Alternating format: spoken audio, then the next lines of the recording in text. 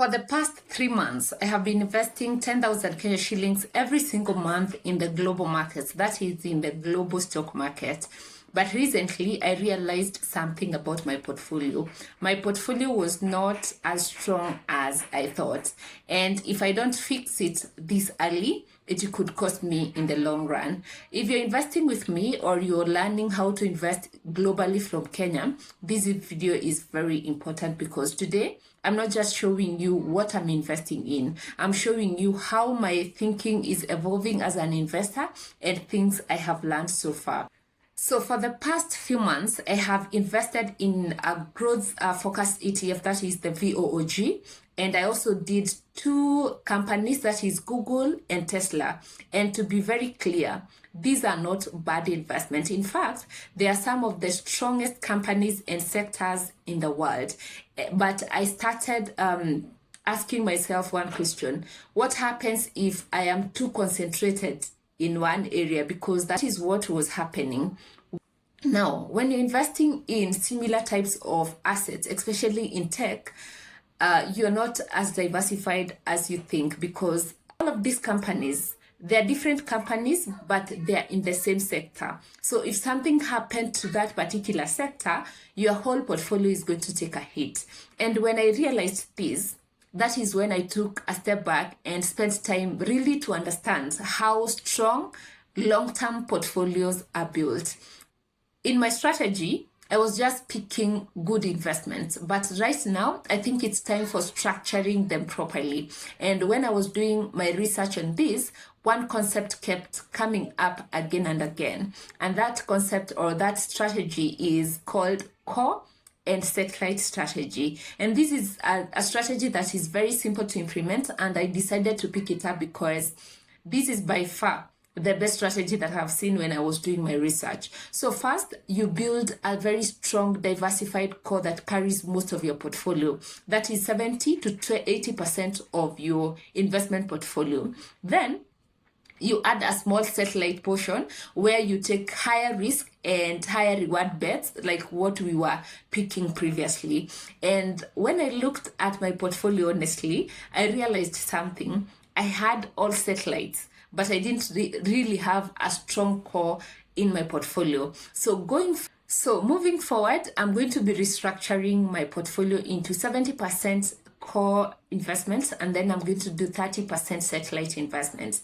And maybe I can highlight where I'm going to be investing, but the real investment or the ETF or stock that I'll be investing in, I'm going to be giving you when I'm doing the investment, just to show you the process of investment. But for the core, I'm going to focus on owning a broader part of the global market. So here we are going to focus purely on ETFs. So I'll do an ETF in the US market, then I'll do an international developed market ETF, then I can do an ETF in the emerging markets, just to give me that edge, right? This means now, instead of being heavily concentrated in one area, I am now investing across the global economy.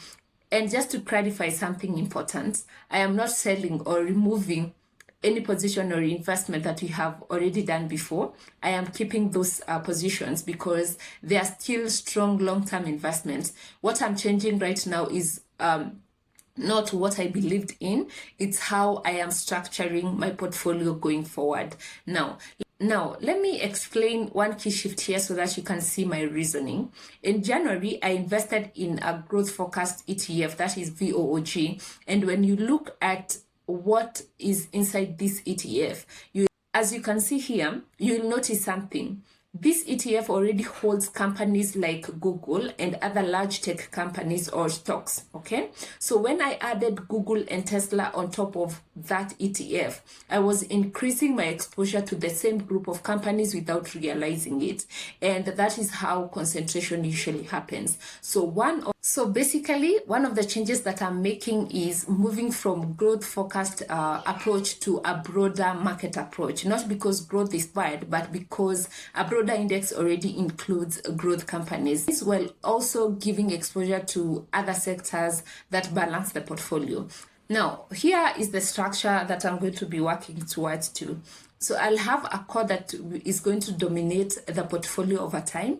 and a satellite where I can still invest in high conviction ideas like tech, AI, and innovation in general. And the key here is this: I will focus on building the core first until it becomes the largest and most stable part of the portfolio. Then over time, I'll continue adding to the satellite in a more controlled way. Also, you'll notice that I'm not focusing on dividend paying investment here, and that is very intentional because as a Kenyan investor, we face a 30% withholding tax on dividends. So instead of focusing on income, I'm going to be focusing on growth and also capital appreciation. Now, for this month investment, I'll be putting the full 10,000 Kenya shillings into an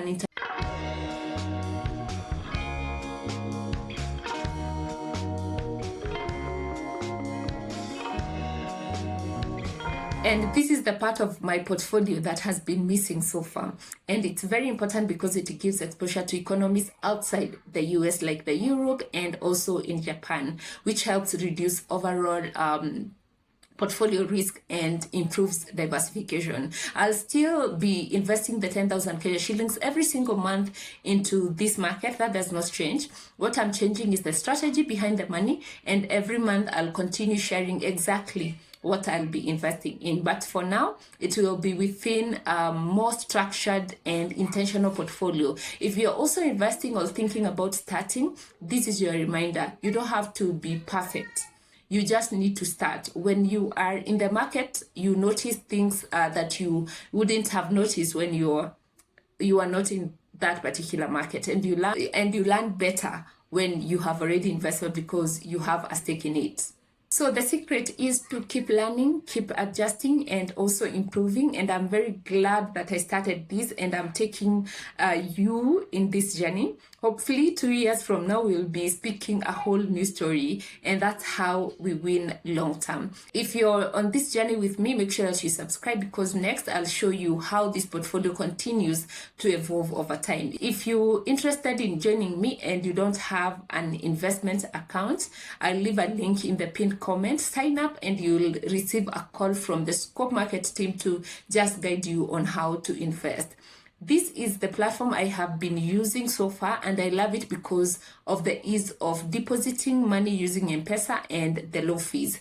So if you're interested, make sure that you sign up and start your investment journey right away. And before you go, let me just show you the investment process very quickly so that you can know how to go about this as we look at our portfolio so far from January until now, how it is doing.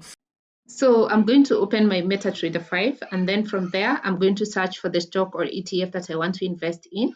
I'll just search for emerging markets because that is the area that I'm targeting. I'm going for EEM, and you can see it here, EEM ETF. So I'll select it and add it to my watch list. Then I will right click on it and select new order.